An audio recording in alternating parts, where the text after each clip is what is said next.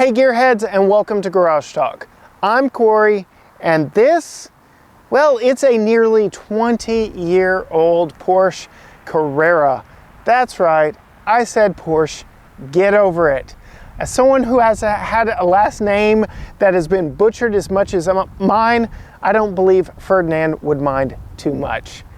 What we have here is just a prime example of why this car is so beloved. While this one is nearly 20 years old, it doesn't even have 60,000 miles on the odometer.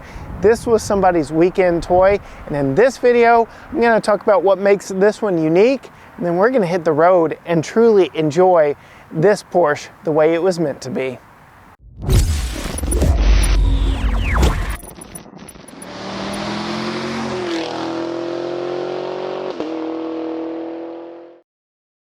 All right, gearheads, starting up front, under the hood, you will not find the engine because that is actually in the back. That's right, you get a frunk. Porsches have been making frunks cool since before Elon was even born. Power is supplied to this Carrera by this 3.6 liter flat six behind the rear axle, giving this Porsche a very ample backside. What makes this even better than the modern 911 is the fact that you can actually open it up and see the engine yourself. What really helped the 996 stand out from the sea of sameness of all other Carreras are these headlights. Long known as the runny egg generation of Carrera, this extra bit over here was not really well received with purists. For me, it really helps this generation stand out. All right, gearheads, setting off in the Porsche 996 Carrera. 315 horsepower, flat six, back behind the rear axle, which by today's standards, at 315 horsepower seems a little low, but it'll move this fun car down the road in a hurry. Being that this is nearly 20 years old, I'd say it held up very well. This was obviously somebody's weekend fun car because it only has 54,000 miles on the clock, which is significantly less than I have on my 2013 daily driver. So very impressive how this one has kept up over the years. It's got a few rattles that come with age, but all the interior plastics and materials have held up very well over time. And this really harkens back to a much simpler time and simpler age. I mentioned what was so great.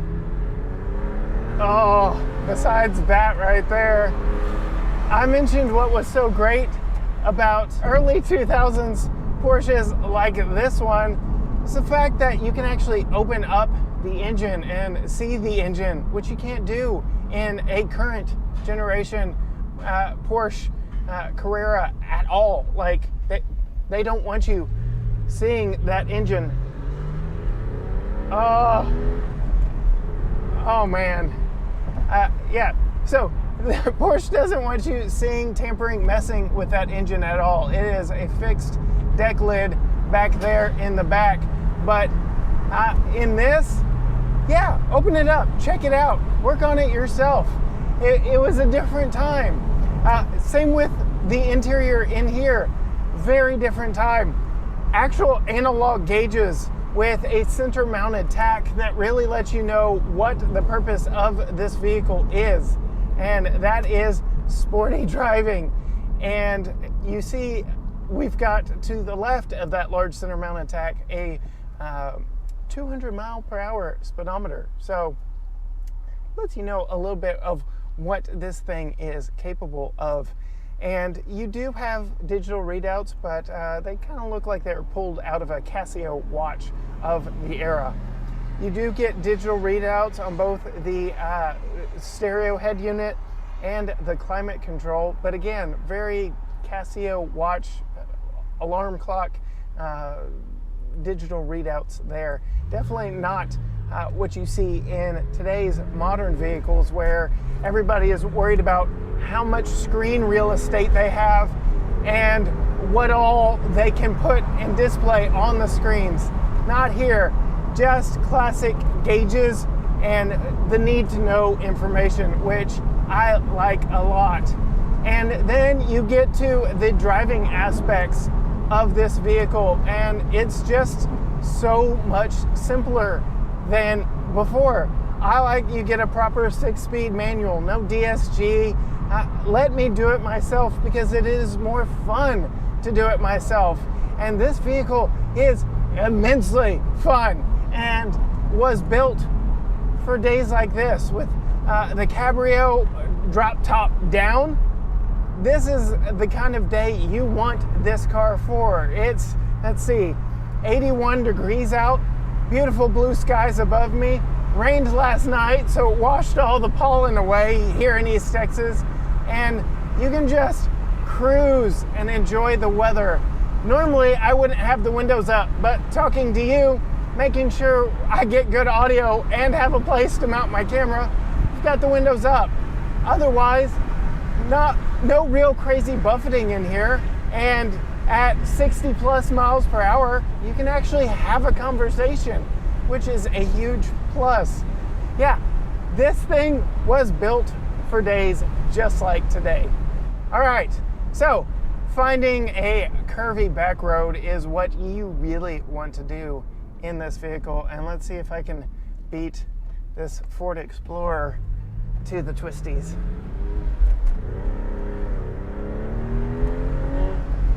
Oh.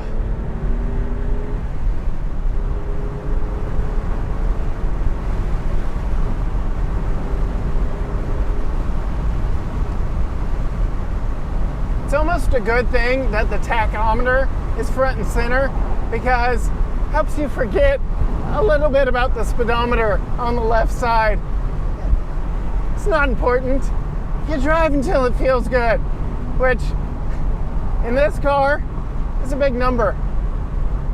Big trucks got to ruin all the fun on the back roads. While I'm stuck behind this truck, I can talk about seating position and the clutch. Very easy to find the optimum seating position, especially operating that clutch, which is heavy, but not overly so. You know you're stepping on something. You know when the engagement point is as you let off. Very good clutch, very good 6-speed manual, very good car. Seats are comfortable and supportive, though they don't really wrap around me too much. But like I said, very supportive and very comfortable in this vehicle. I guess I'm gonna have to give this truck just a little bit of space because we're about to hit some curvies, and I don't have the clearance to pass him just yet.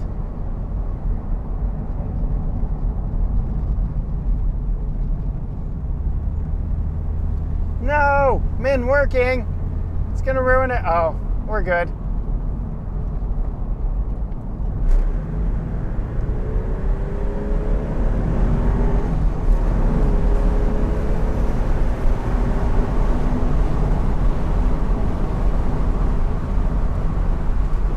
The brakes on this bite and are crisp. The turn-in is so good on this, and you would imagine with that flat 6 back behind you that it would just want to pivot around corners with all that weight hanging out over those past the rear axle. Unfortunately, this Ram is, like I said, ruining a lot of my fun in this one, but I'm gonna find an opportunity to get around him here before you know it.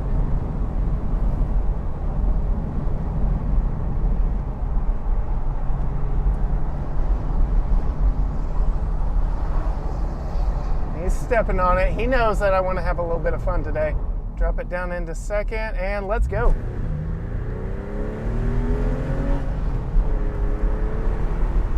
Woo! Oh, so good around the corners.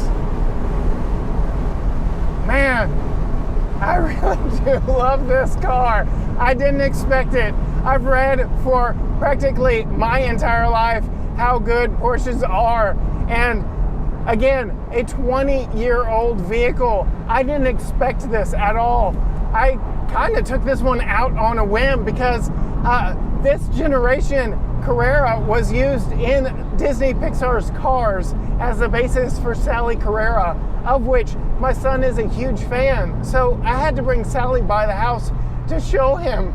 But yeah, getting behind the wheel, I'm in a dangerous position because I don't want to give it back. This is already my second time behind the wheel, and so good. It is so good. Let's go.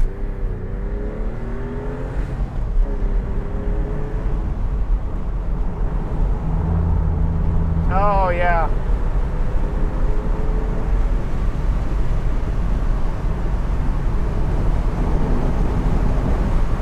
Oh, this car was made for days like today.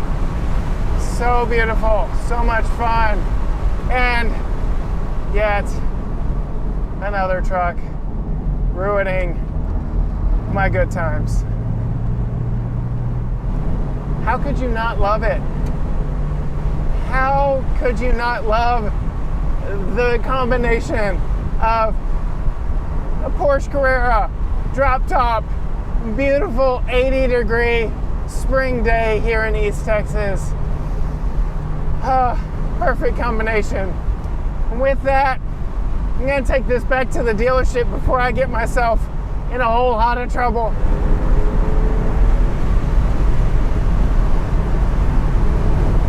All right, so my final thoughts on this 2003 Porsche 996 Carrera Cabriolet. I really like it. I'm starting to see why so many doctors have bought these over the years. They are just the quintessential sports car for those with just a little extra money. However, this one can be had if you would like. It is located here in Tyler, Texas at House of Cars. Huge thanks to them for loaning us this vehicle to test today.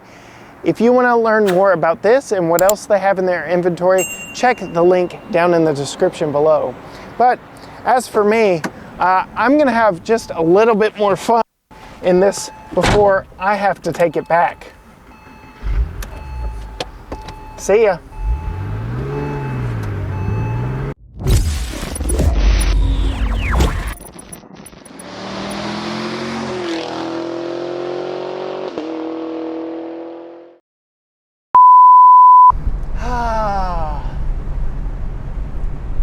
I may have secretly messed up the audio so I could come back and re-record this. Shh. I think this is perhaps one of my favorite cars to drive to date. I love it. I love it. What can I say?